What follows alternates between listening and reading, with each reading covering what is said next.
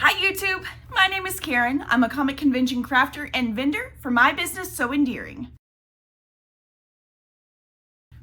All right everybody, it is June 3rd today. Happy Pride Month. We've got a lot to talk about. I'm really excited about the coming weeks. So let's just jump right in. First off, it's been 2 weeks since I filmed a video. Unfortunately, we had an emergency trip to the vet and we lost one of our rabbits a couple weeks ago. And honestly, last week after all of that and after Fear Fest, I just did not feel like it. We are doing a little bit better now. My other bunny seems to be coping okay with the loss of her husband. So we're just gonna keep on keeping on. I really miss him. I'm working on turning him into a sticker. I'll tell you more about that in a little while. Let's just talk about Fear Fest. Let's start there. Fear Fest was on Memorial Day weekend. I've had worse shows. I really have. The total cost to be there between the booth and the hotel and gas was probably around the $700 to $750 range. I haven't done the exact numbers yet. I did about $1,500 in sales. I have done worse. However, I would have liked to do a lot more. These days I have a much wider range of higher cost items than I used to. So quite honestly, for a show to be worthwhile and for it to be worth the amount of time it takes to make some of these plushies, I really need to start seeing a little bit more from a show. You know, if I lived in Raleigh and could go to that show and stay home, then I would have been perfectly happy with how much I did. But since it is close to a 2-hour drive, depending on traffic, anywhere from an hour and a half to 2 hours, I really could not afford to drive back and forth. I just don't have the energy to do that kind of a commute. If it's an hour or so, I'll do it. But once we start getting towards 2 hours, it is just a little bit too much. And I already feel like sometimes I'm biting off more than I can chew. So I don't want to add another stress level for doing these shows because I don't want to suck all the fun out of it. Next year, I don't think I will be doing this one again if it falls on the same weekend as Animazement. I wanted to do Animazement or MomoCon. I was waitlisted for both shows. However, I think next year, should I be waitlisted again, truthfully, I think my time would be better spent going and just waiting outside the convention center and seeing if there's an unclaimed booth come opening day for Animazement, because I know that if there are available booths at the cutoff time, a lot of the time conventions will sell them to first come, first serve. And I know for a fact, because I had some friends who went as attendees, that there were a few unclaimed tables in the artist alley, which I wouldn't have been able to bring my whole setup, but I could have at least, you know, brought the stuff that I make, or most of it anyhow. And I think I would have been better served doing that. But you know what? It is what it is. You live, you learn. I had a great weekend either way. My friend Heather, I'll insert a picture of us together, came to the show with me. It's the first time she's gotten to come to one of these conventions. It's her first ever convention. And we have not had any kind of alone time in probably a year and a half. So it was really great to just have her to myself for the entire weekend. We got a lot of good catching up. Much love to Heather. I don't regret signing up for the show. I'm super glad she got to come with me. I know that a lot of the vendors were saying that their sales overall were down from last year. That's kind of been a running theme for a lot of conventions in general this year. I think the first couple of years post-COVID, when conventions were back with a vengeance, and plus the excitement of just being out and doing stuff again, I think sales were very high for a couple of years, and now they're going back to like normal levels. I figure the silver lining to Fear Fest not being all that great was that I didn't go through as much inventory.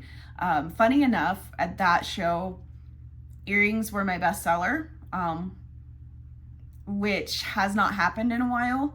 I sold more value in earrings than I did of any other specific thing in the booth, which has not happened since I introduced the plushies, because the plushies have been so popular. And they're also higher dollar. So that worked out really well. So I'm not completely decimated on plushies from where I had to restock after World Oddities. I'm just hoping my next 3 shows here in June are much better than that one was. I'm going to Video Game Tattoo Con in Knoxville. So if you guys are out in the Knoxville area, make sure you go check it out. These are the same folks whose tattoo convention I did back in January. This show, I think it's their 2nd year. They've got tons and tons and tons of programming. They've got some cool guests. They've got lots of tattoo contests. There's going to be over 100 tattoo artists. So if video game tattoos are your jam, go check it out. Come see me, I'll be there. So that's what I got coming up this weekend. Of course, I have been doing my best to prep.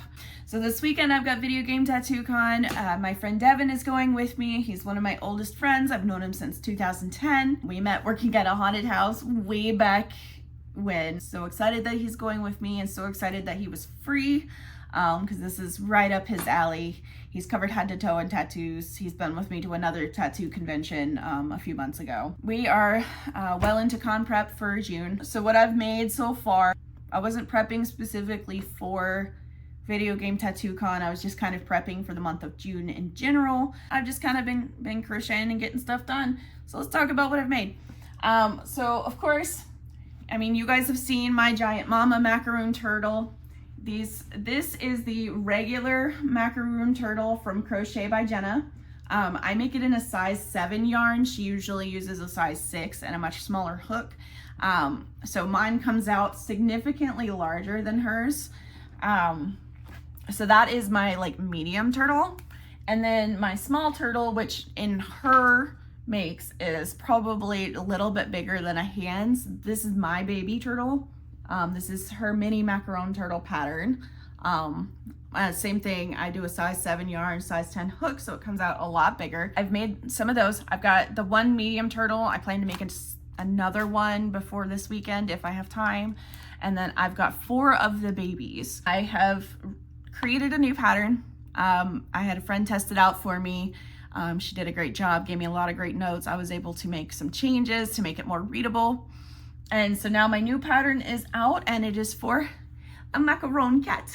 I prefer a pattern that goes in a magic ring of 8 and increases, whereas I know like Crochet by Jenna, she does a magic ring of 6. That makes a much rounder plushie, but I wanted the proportions to be much more macaron-like instead of ball. My plushies, I've made 2 so far that are like finished and sell quality. I'm gonna make a couple of more before the weekend if I have time. If I don't have time before the weekend, I'll take the supplies and make them there. I like to keep busy sitting at the booth. So we got that beautiful pink, and then we've got mint green. This has to be my favorite. His mouth is a little bit crooked, but I feel like that just gives him personality.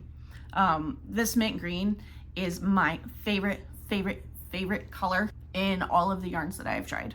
It is so bright and rich. And funny enough, the Sweet Snuggles in mint is exactly the same color as Sea Glass from Premier. There are some colors that I can only get from Sweet Snuggles, some colors I can only get from Premier. They're very interchangeable. They're the same weight. They are the same softness for the most part. It is my favorite color. I finished. I started this week last week. I just started watching Chainsaw Man. I got yarn fluffies everywhere. It's the downside to chenille. So I just started watching Chainsaw Man. I'm on episode 3, and Pochita is my love. Honestly, Pochita is what got me started watching Chainsaw Man. I just thought he was so stinking cute. The show has been so far really, really good. I can't wait to watch the next episode. And so I finished that. What's funny about that one, the Pochita pattern was intended for like a size 5 chenille yarn and a much smaller, like a 3.5 or 4 millimeter hook. But since I used the size 7, instead of being this big, I mean, you see, he came out humongous, and I had to kind of improvise the handle and his little tail, because the keychain version called for pipe cleaners, but I mean, he's a little too big for pipe cleaners. Such life. And then I finally made another giant sleeping Charizard. He came out beautifully. Look at that wingspan. So this pattern, the dragon body, is from Lysenko Crochet. I can link it down below. The wings are actually a bat pattern, bat wing pattern from a different creator on Etsy. The original pattern called for much smaller wings, but because it was Charizard, and I wanted him to be very clearly Charizard, he has huge wings, I had to use a different wing pattern. But this is the wing pattern that I use for my giant bats. Okay, and then so another thing that you guys have not seen on this channel, I've made these before and they all sold, but it's just like a tiny little mini Kirby. And the difficult thing with him, the Kirby himself takes like no time to make, but the eyes I find to be very frustrating because I want them all to be like perfectly identical. And the Cricket does not like to cut, or does not like to cut felt. And my hands do not like to cut even round ovals. So between the Cricket and a paintbrush, I was able to come up with these eyes. I think they came out pretty cute. I've got 9 of these guys. I wanted to make 10, but I ran just short on pink. I was one little guy short on hitting 10. So it is what it is. It's an odd number, but I will live.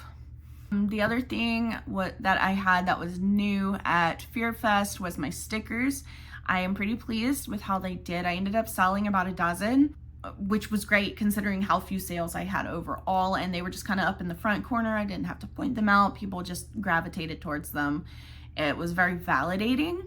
So I've made a couple of more, and by a couple I mean like 5 more. My new stickers, I've got little soot sprites on a cupcake, because I feel like you can't make stickers and not do soot sprites. One of my favorite things is things that are food but not food. So I've been trying to make, if my stickers aren't based on a plushie that I've made, they are based on food but not food. So that is kind of the running theme for my stickers. I've got, this is a little bat ice cream guy that I drew. I think I had my sister in mind mostly when I drew that.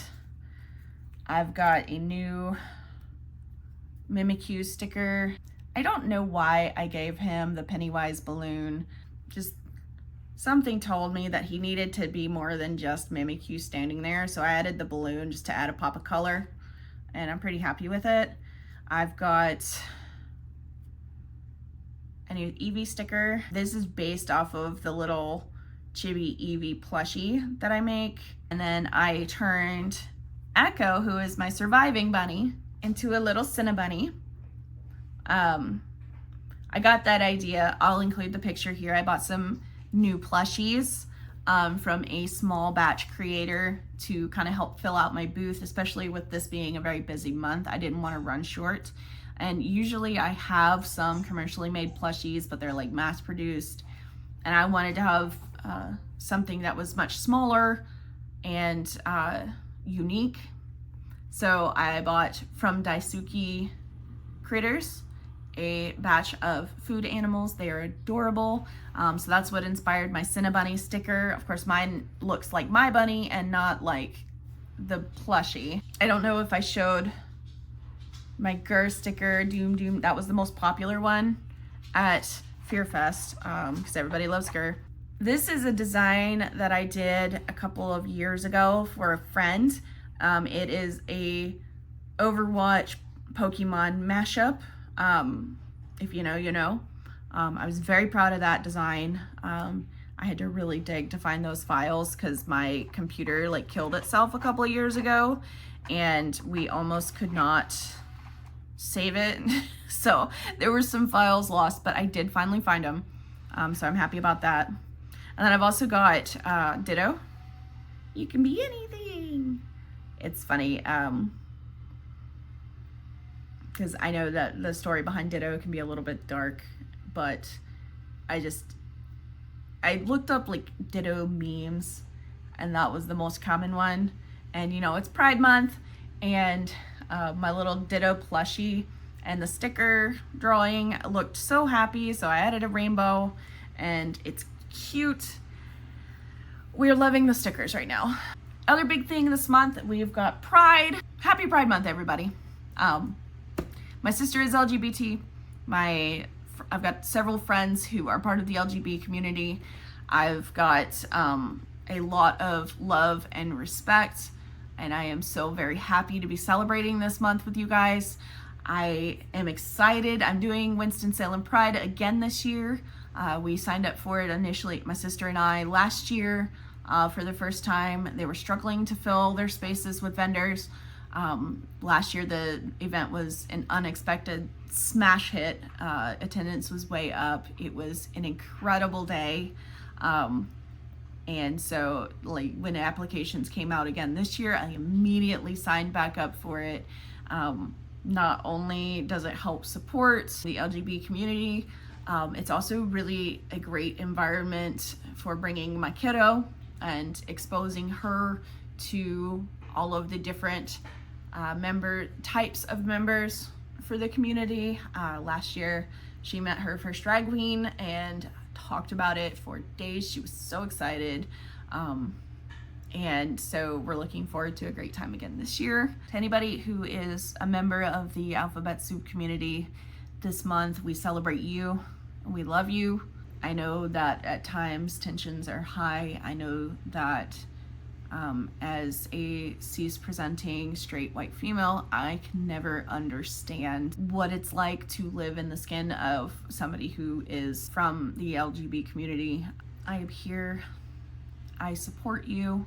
I want every LGBT member in the country to be proud of who they are, and be able to live life without fear. Aside from Pride and Video Game Tattoo Con, I also have Heroes Con. Heroes Con was my first ever convention. This time I'm going back with a full booth instead of just an artist alley table. I'm bringing everything.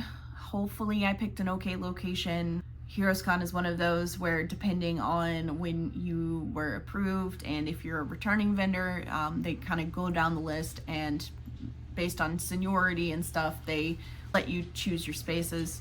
So I tried to pick something that was kind of near the artist alley, but also kind of near the front. Last year I was like way off in the boonies in the corner where nobody goes.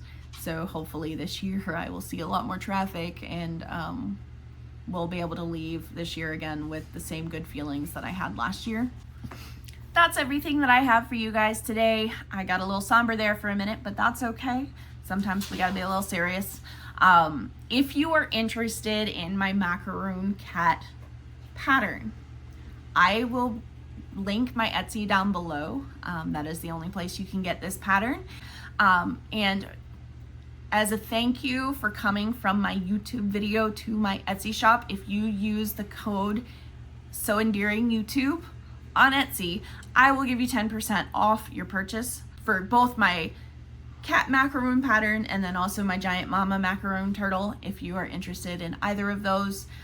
Thank you so much for watching. Don't forget to hit the like button. Don't forget to subscribe. We've got a whole lot going on in the next couple of months. I think my next video, I want to talk about how to price your handmade goods, whether it's for a convention or a craft fair. If there are any topics that you would like to see me cover, any questions that you have specifically pertaining to working at conventions or pricing things for sale, or even like how to questions, make sure you put them in the comments down below, and I will do my best to answer them either in the comments or in my next video. I hope you guys have a great week. I hope to see some of you at Video Game Tattoo Con in Knoxville. And that's it for now. I'll see you next week.